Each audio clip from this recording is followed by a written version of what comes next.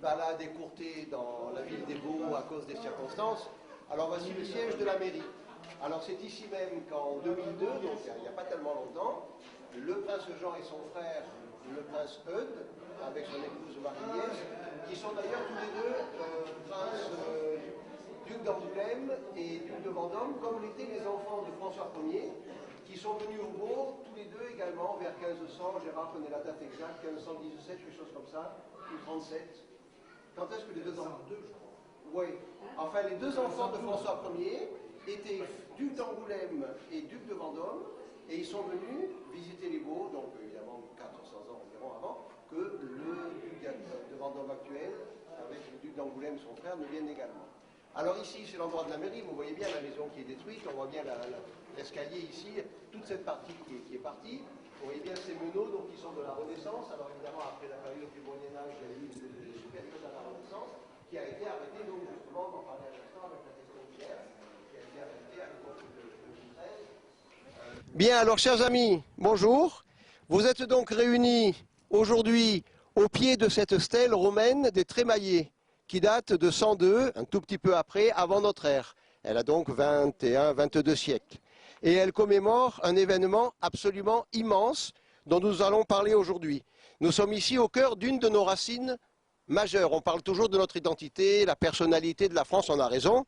On veut la défendre, on veut les maintenir, mais il faut d'abord les connaître, évidemment. Alors ici, c'est une racine majeure, non pas chrétienne, puisqu'encore une fois, évidemment, en 102 avant Jésus-Christ, la religion chrétienne n'était pas encore advenue. Mais là, c'est nos racines grecques et romaines dans ce qu'elles ont de plus fécond et dans ce qu'elles ont encore à nous dire 21 siècles après pour nos troubles actuels, pour nos angoisses actuelles et pour nos espérances actuelles. Il faut on va faire un voyage dans le temps et dans l'espace. Tout à l'heure en venant, vous avez dit, plusieurs parmi vous, quelle belle vue. Alors, ça va nous servir.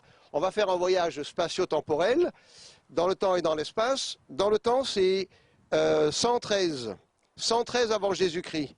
105, 102.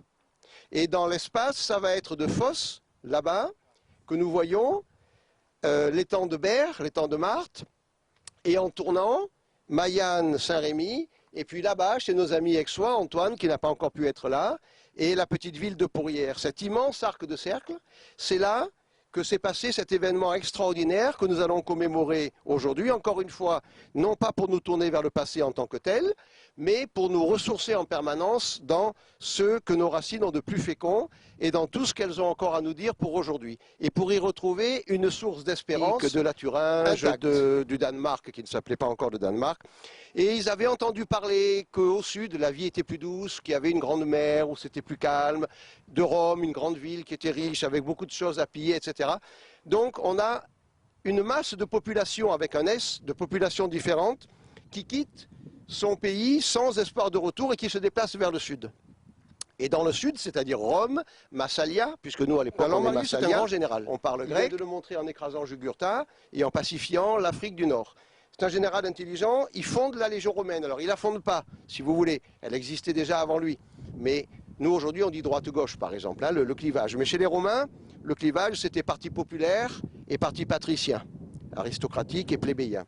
Alors Caius c'est le parti populaire. Alors lui il dit au Sénat, écoutez, vous êtes incapables, vos 4 armées ont été détruites, vous ne pouvez rien faire, laissez-moi faire. Sinon je veux les pleins pouvoirs. Alors il décide que tous ces partisans du peuple pourront intégrer l'armée qui avant était une armée censitaire. Il fallait être riche avant Marius pour entrer dans l'armée, c'était un honneur. Donc on avait une armée de riches du parti patricien. Et comme Caius c'est le parti populaire, il fait entrer tous ses amis dans l'armée et du coup il a une armée de plusieurs milliers de personnes, toutes dévouées. Alors évidemment l'allégorie pour notre temps présent, eh bien c'est certainement cette histoire que quand on veut, Saint-Exupéry disait l'avenir tu n'as pas à le prévoir, tu as à le permettre. eh bien, il est certain que Marius, en triomphant, malgré le désespoir, le défaitisme ambiant, malgré les oiseaux de mauvais augure qui disaient tout est perdu, tout est foutu, c'est fini, on est cuit, on a perdu, c'est terminé, eh bien, on peut arrêter l'histoire, on peut la changer. C'est une forte leçon pour nous. Là, il faut se battre. Évidemment, comme disait Jeanne d'Arc, les hommes se battent et Dieu donne la victoire. On n'a rien. Des châteaux, vous en verrez évidemment en France, bien sûr, en Espagne, en Russie, en Angleterre. Des beaux châteaux, il y en a partout. Mais des châteaux qui vous raconteront une histoire aussi héroïque, comme dirait Boutan, hein, au sens fort du mot héroïque, il n'y a que le château des Baux, il n'y a que cet endroit des Baux qui vous racontera cette histoire-là. Donc bien sûr qu'à Saint-Pétersbourg, bien sûr qu'en Espagne, à Aranjuez, bien sûr qu'en Angleterre, en Italie, évidemment.